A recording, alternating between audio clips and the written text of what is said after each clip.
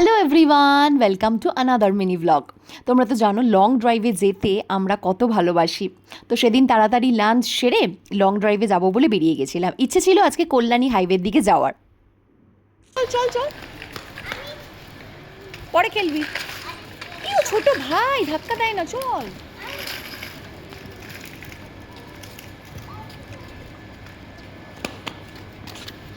চল চল চল। আসলে সারাদিন ঘরে থাকে তো, যেই একটু ছাড়া পায়, মানে যেই একটু বাইরে বার করি অমনি দৌড়ে চলে যাবে। তারপর ওখানে আমার 10 থেকে 20 মিনিটস নষ্ট হয় ওকে ডেকে আবার আনার জন্য। খুব ভালোবাসে, মানে খুবই সোশ্যাল ও, মানে সোশ্যালাইজ হতে খুব পছন্দ করে, লোকের সঙ্গে মিশতে খেলতে। বাট সবসময় তো হয়ে ওঠে না, তো ওই জন্য যখনই ছাড়া পায় তখনই ছুটে চলে যায়। আজকে যাব কল্যাণী হাইওয়ের দিকে। আর এই দেখো, চকলেটস নিয়ে এসছে আমাকে না জানিয়ে, ফ্রিজ থেকে বার করে একা একা চকলেটস নিয়ে এসছে, যে লং ড্রাইভে যাচ্ছে পেছনে বসে বসে খাবে। আমার কাছে এখন ধরা পড়ে গেছে, আমাদের তো কখনো শেয়ার করে না। এই দেখো সূর্যটা ডুবছে, কী যে ভালো লাগছে দেখতে। এই সময়টা লং ড্রাইভে যেতে আমার সব থেকে ভালো লাগে, রাতের বেলা একদম ভালো লাগে না।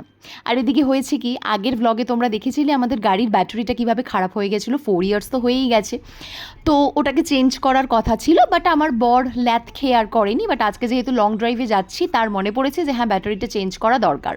আমি বললাম তাহলে তো অনেক দেরি হয়ে যাবে, রাত হয়ে যাবে, লং ড্রাইভটা এনজয় করতে পারবো না। আমার বর বললো না না, রাস্তায় যেতে যেতে কোনো যদি দোকান পেয়ে যাই তাহলে চেঞ্জ করে নেবো, 5 to 10 মিনিটস হার্ডলি লাগবে। আর পেয়েও গেলাম দোকান।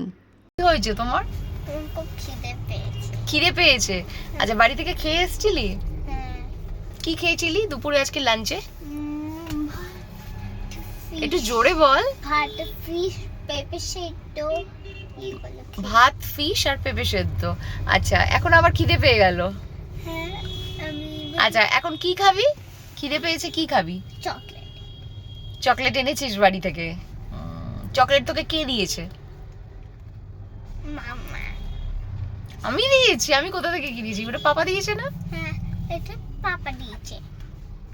বেরিয়েছিস 5 মিনিটস 10 মিনিটস হয়েছে, এর মধ্যে তোর খিদে পেয়ে গেল কারণ তুই চকলেট এনেছিস। এখন চকলেট খেলে যদি বমি পায় কি করবি? আমি আমি মম্মিকে বলি, এই মম্মি ওপরে আসিস না। বমিকে বলবি এই বমি ওপরে আসিস না? বেশি পাকা হয়েছো না তুমি? আর এই দোকানের লোকটার কথা কি বলবো, এত জেন্টলম্যান, এত হাম্বল পার্সন আমি জন্মেও দেখিনি। কোন দোকানের ওনার নিজে এসে ব্যাটারি লাগায়, এত ভালো ওনার ব্যবহার, কি বলবো। আমার তো খুব পছন্দ হয়ে গেছে। আমি বললাম আমি ওনাকে খুব ভালো রেটিং আর ভালো রিভিউ দেবো। তারপর রিভিউ দিতে গিয়ে দেখি সবাই ওনাকে ভালো রিভিউ দিয়েছে। যাই হোক, ব্যাটারি লাগাতে লাগাতে অনেক দেরি হয়ে গেল, প্রায় বিকেল হয়ে গেছে। যাই হোক, কিছু আর করার নেই, ব্যাটারিটা লাগানোও ইম্পর্টেন্ট ছিল। এবার চলো এনজয় করা যাক আমার লং ড্রাইভটা।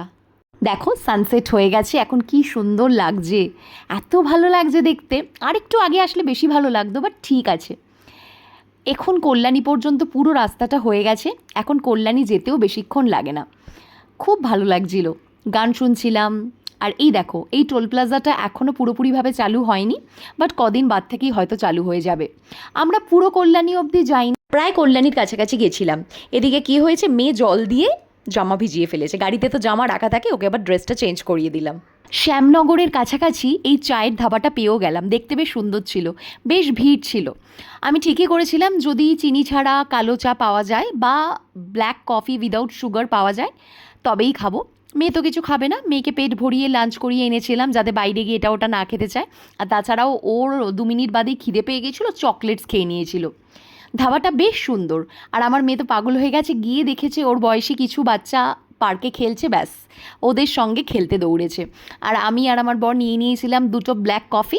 আমি ঠিক আছে, আমরা যতক্ষণ ব্ল্যাক কফিটা শেষ করছি তুই একটু যা খেলে নে। অনেক কিছু খাবার পাওয়া যাচ্ছিল, ভেটকি মাছের, মানে একদম ভেটকি মাছের ফিলে দিয়ে fish fry, fish finger, chicken pakora, singara, আরও যা স্ন্যাক্স হয় সেগুলো পাওয়া যাচ্ছিল। বাট আমার তো ঠিকই আছে যে ব্ল্যাক কফি খাবো উইদাউট সুগার। এই যে আসছেই না, দোলনা চড়ছে, স্লাইড চড়ছে, আরও কত কী করছে। ওকেও, ও যদি একবার পার্ক পেয়ে যায়, ওকে পার্ক থেকে উঠিয়ে আনা খুব মুশকিল। আমাকে বলছে তুমি আরও জোরে ঠেলো, আরও জোরে ঠেলো। আমি বলছি আরে তুই তো উল্টে পড়ে যাবি, বাট কিছুতেই মানছে না, বলছে আরও জোরে করো, তুমি ভালো পারছো না, পাপাকে পাঠাও, তোমার দ্বারা হচ্ছে না। ব্ল্যাক কফিটা বেশ ভালোই ছিল। আমরা দুজনে বসে এদিকে ব্ল্যাক কফি এনজয় করছিলাম, আর মেয়ে এদিকে পার্কে, ওখানে 3-4টে বন্ধু পাতিয়ে নিয়েছে, তাদের সঙ্গে গল্প করছে, যা নয় তাই করছে। এই দেখো খেলেই যাচ্ছে, খেলা আর শেষ হচ্ছে না, আধ ঘন্টা হয়ে গেছে ওকে বলে বলে চল চল এবার বাড়ি যেতে হবে, রাত হয়ে গেছে। অনেক কষ্টে ওকে বার করা গেল। যাই হোক, ব্ল্যাক কফিটা খুব ভালোই এনজয় করলাম। এইবার ফেরার সময় একটা ঘটনা ঘটেছে। এত গাড়িতে জ্বালাচ্ছিল কি বলবো, একটা গান শুনছি সেটাকে কিছুতেই এনজয় করতে দিচ্ছে না। তখন আমি বললাম ঠিক আছে তুই সামনে এসে বস। তো সামনে এসে বসেছে, তাও ডিস্টার্ব করছে। তখন আমি বলেছি দেখ তুই ডিস্টার্ব করছিস, গানটা শুনতে দিচ্ছিস না, তুই যখন বড় হয়ে যাবি, জব করবি, তখন তো তোর মা আর পাপা থাকবে না, তখন দেখবি তুই যখন লং ড্রাইভে বেরোবি তখন তুই মনে পড়বে মা পাপার কথা আর ভাববি এই গানটা শুনতাম, মা পাপা যখন ছিল তখন আমাদেরকে মিস করবি। ব্যাস এইটা যেই বলেছি সে কি কান্না, কেন তোমরা কোথায় যাবে, আমি বড় হব না, আমি কিছুতেই বড় হব না। সেই কান্না আর থামাতে পারছি না।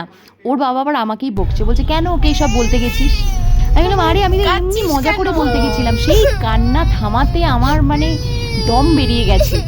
যাই হোক, শেষ পর্যন্ত ওকে একটা গিফট দিয়ে ওর কান্না থামিয়েছিলাম, আর আমি বলেছিলাম আমি তো প্র্যাঙ্ক করছিলাম, প্লিজ কাঁদিস না। প্র্যাঙ্ক করেছি, মিথ্যে কথা বলেছি, সত্যি নয়।